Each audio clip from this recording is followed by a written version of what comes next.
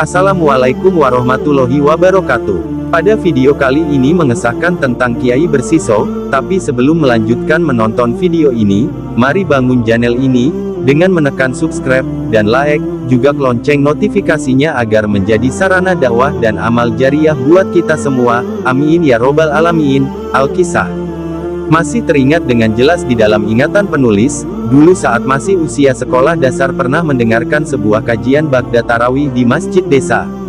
Dalam kajian tersebut, Kiai Damanhuri menceritakan sebuah kisah tentang seorang alim ulama yang memiliki tingkatan ibadah luar biasa. Penulis juga masih ingat saat Kiai Damanhuri menceritakan bahwa seorang alim ulama tersebut memiliki banyak murid yang sakti-sakti, bahkan diceritakan ada yang bisa terbang dan berjalan di atas air.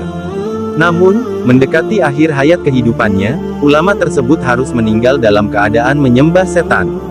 Di mana semua hal tersebut bermula dari sebuah khamar, minuman keras miras, yang memabukkan.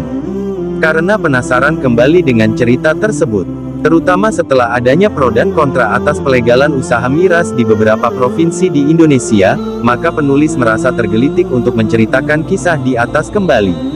Dan semoga dari kisah ini, kita sekalian dapat mengambil ibrah dan pelajaran yang terdapat di dalamnya. Amin. Kisah ini diceritakan oleh Imam Abu Laits As-Samarkandi, wafat 373 dalam kitab Tanbihul Ghafilin. Dalam kitab ini diceritakan kisah ahli ibadah yang tergelincir dalam maksiat.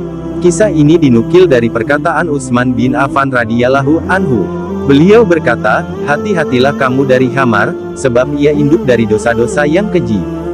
Kisah ini dimulai dari seorang ahli ibadah bernama Syekh Barseso. Ia merupakan seorang ahli ibadah yang sudah beribadah dalam sebuah tempat ibadah selama kurang lebih 70 tahun.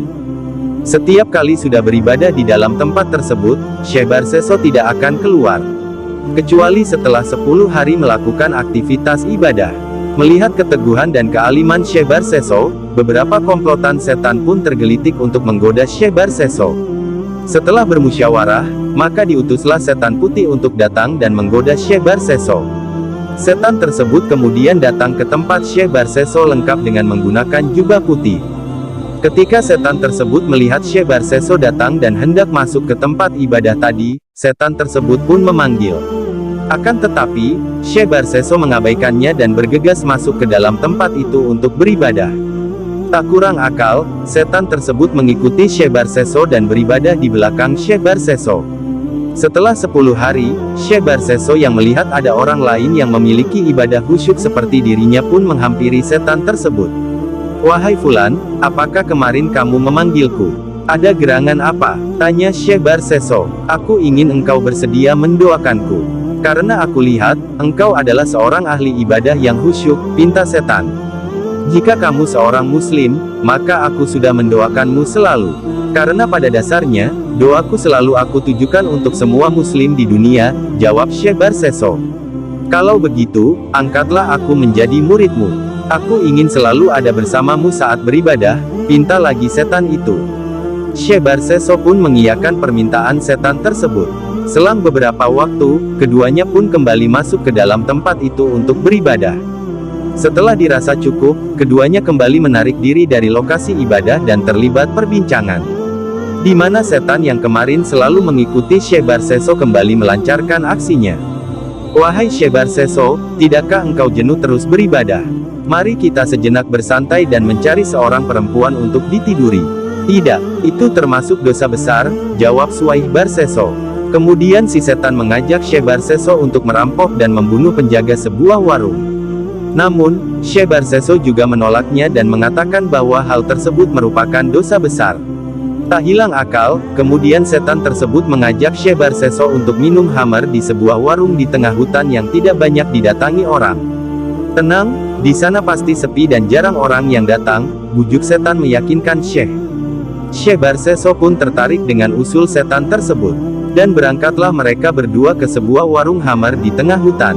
Sampai pada akhirnya Syekh Barseso mabuk berat. Kemudian setan menggoda Syekh Barseso untuk menatap kemolekan penjaga warung tersebut yang ternyata adalah seorang perempuan. Karena berada di bawah pengaruh miras, Syekh Barseso pun memperkosa wanita tersebut. Namun naas, pemerkosaan itu diketahui oleh suami perempuan tersebut. Kemudian setan menyuruh Syekh Barseso agar membunuh keduanya. Seperti kerbau yang dicocok hidungnya, Syekh Barseso pun membunuh pasangan suami istri tersebut. Akan tetapi, karena terjadi kegaduhan, akhirnya ada seorang warga yang sedang mencari kayu bakar memergoki aksi Syekh Barseso dan memanggil beberapa warga yang sedang beraktivitas di sekitar hutan tersebut. Akhirnya Syekh Barseso dibawa ke tengah-tengah pemukiman warga, menyalipnya di atas sebuah kayu. Di tengah keputusasaan, setan akhirnya datang kepada Syekh Barseso dan menjelaskan siapa dirinya sebenarnya. Setan tersebut juga menawarkan sebuah bantuan kepada Syekh Barseso. Tetapi, dengan syarat Syekh Barseso harus menyembahnya. Bagaimana aku bisa menyembahmu, sedangkan kedua tangan dan kakiku diikat, kata Syekh Barseso. Cukup kedipkan saja kedua matamu dan anggukkan kepalamu, jawab setan. Sesaat setelah Syekh Barseso mengedipkan mata dan menganggukkan kepala, Allah pun mencabut nyawa Syekh Barseso. Hingga pada akhirnya, seorang alim ulama, yang selama ini dikenal dengan ahli ibadah dan memiliki murid-murid yang luar biasa tersebut harus mati dalam keadaan su'ul khotimah. Nauzubillahi min zalik. Demikian kisah Syekh Barseso yang mati jadi penyembah setan. Semoga kita senantiasa mampu menjalankan segala perintah Allah dan menjauhi larangannya, serta mendapatkan husnul khatimah saat ajal menjemput. Amin. Semoga dengan kisah ini, bisa menjadi inspirasi buat kita semua. Akhirul kalam, wassalamualaikum warahmatullahi wabarakatuh.